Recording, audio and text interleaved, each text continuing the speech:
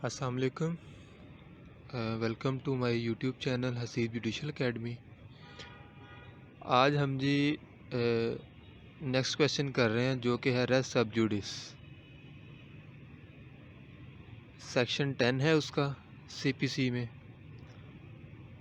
तो चलें जी स्टार्ट करते हैं। सबसे पहले जो है ना हम डायरेक्ट रीडिंग करेंगे सेक्शन 10 की, फिर उसके बाद जो है हम उसकी असाइनमेंट जो है उसको देखेंगे कि किस तरह आपने क्वेश्चन को अटैम्प्ट करना है। सेक्शन 10 है जी stay of suit. No court shall proceed with the trial. वो कह रहे हैं कोई भी कोर्ट जो है वो प्रोसीड नहीं करेगी ट्रायल को ऑफ एनी सूट, किसी भी सूट के। अब यहाँ पर जो आपने वर्ड है प्रोसीड का, ये वाला आपने नोट कर लेना है। ये वाला बड़ा ही इंपॉर्टेंट वर्ड है, क्योंकि ये वाला वर्ड जो है हमें रेस जुडिकेटा जो सेक्शन 11 है सीपीसी का, उसमें हमें डिफरेंस बताएगा कि रेस जुडिकेटा और रेस सब जुडिस में क्या डिफरेंस है। ठीक है जी। वो कह रहे हैं कि no court shall proceed with the trial of any suit. कोई भी कोर्ट जो है वो प्रोसीड नहीं करेगी, लाजमी तौर पर शैल का वर्ड है कि प्रोसीड नहीं करेगी किसी भी सूट को, इन विच द मैटर, जिसमें कोई भी matter in issue is also directly and substantially in issue in A previously instituted suit. जिसमें कोई भी मैटर जो कि इन इशू था वो अब सब्सीक्वेंट सूट में भी इन इशू है, चाहे डायरेक्टली है चाहे सब्सटेंशियली है। बिटवीन द सेम पार्टीज़ के दरमियान, और बिटवीन पार्टीज़ अंडर होम दे और any of them claim litigating. वो सेम पार्टीज़ के दरमियान है, या उनके वो कह रहे हैं कि पार्टीज़ के कल को अगर लीगल रिप्रेजेंटेटिव वगैरह आ जाते हैं पार्टीज़ की डेथ की सूरत में, जो उनके ज़रिए क्लेम कर रहे हैं, उनके दरमियान है suit. Under the same title, suit का टाइटल जो है वो सेम है, जो प्रीवियस सूट में था वही आप कह लें कि सब्सीक्वेंट सूट में है।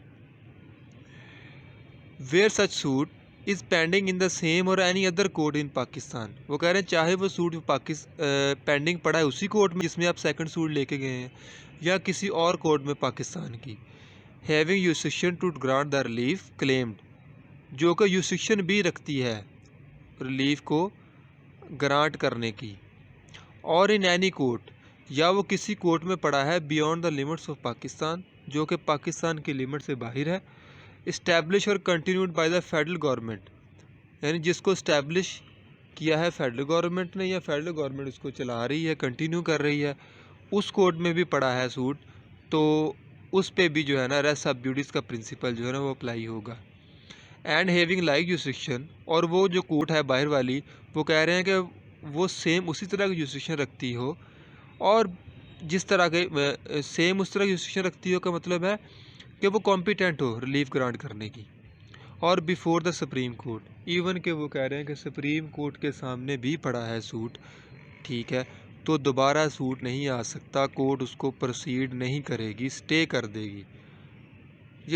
ये था जी सेक्शन 10, ठीक है।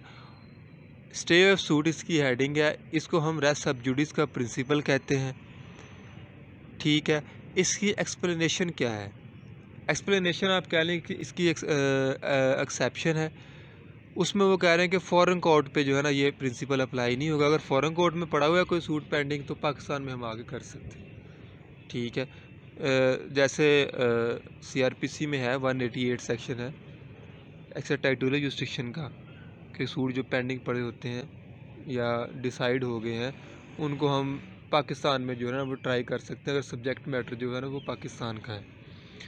तो इसी तरह ये वो एक्सप्लेनेशन क्या कहते हैं इसमें, वो कहते हैं the pendency of A suit in a foreign court, कि सूट जो पेंडिंग पड़ा हुआ है फॉरेन कोर्ट में, डज नॉट प्रिक्लूड, वो मना नहीं करेगा। प्रिक्लूड का मतलब होता है मना करना, वो मना नहीं करेगा द कोर्ट्स इन पाकिस्तान में कोर्ट्स को फ्रॉम ट्राइंग ए सूट, कि वो किसी सूट को ट्राई कर सकें founded on the same cause of action, जो उसी सेम काज ऑफ एक्शन पे पाया जा रहा है जिस पे जो है ना वो फॉरेन कोर्ट में पेंडिंग पड़ा है। तो ये वाला था जी रेस सब जुडिस का प्रिंसिपल। ठीक है कि ओवरऑल मैं आपको बता देता हूँ इसमें वो रेस सब जुडी का प्रिंसिपल ये है कि अगर ऑलरेडी कोई सूट जो है ना वो पेंडिंग पड़ा हुआ है किसी कोर्ट में, चाहे वो पाकिस्तान की कोर्ट है या पाकिस्तान के बाहर कोर्ट है जिसको फेडरल गवर्नमेंट ने इस्टेब्लिश किया है, चाहे इवन के वो करें सुप्रीम कोर्ट है, ठीक है, कॉम्पिटेंट होनी चाहिए वो। उसमें अगर पेंडिंग पड़ा हुआ है तो हम कोई भी सब्सिक्वेंट सूट जो है ना वो नहीं लेके आ सकते सेम मैटर्स पर, सेम पार्टीज़ के दरमियान, या कह लें कि सेम टाइटल पे जिस पे ऑलरेडी पेंडिंग पड़ा हुआ है सूट। अब इस पे एक जजमेंट है वो आप लिख लें, PLD 2012 है, PLD 2012 लाहौर 12 पेज है।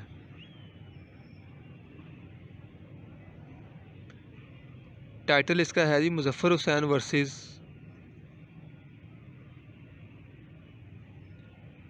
मिस्ट्रेस बीवी।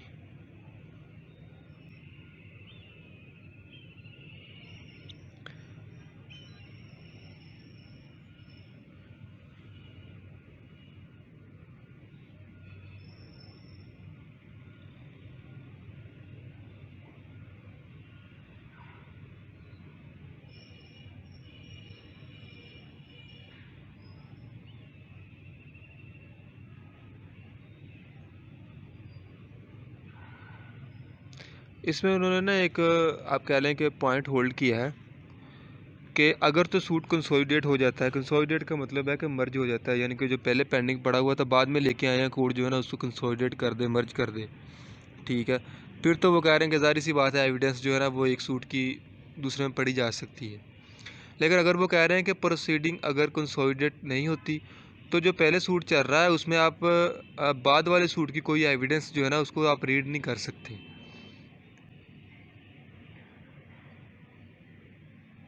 बस ये इसमें उन्होंने ना होल्ड किया था, ये आपने जजमेंट ले लेनी है और पढ़ लेनी है, ये इम्पोर्टेंट जजमेंट है, मैंने स्पेशल आपके लिए निकाली है। तो ये था जी हमारा बेयर एक्ट।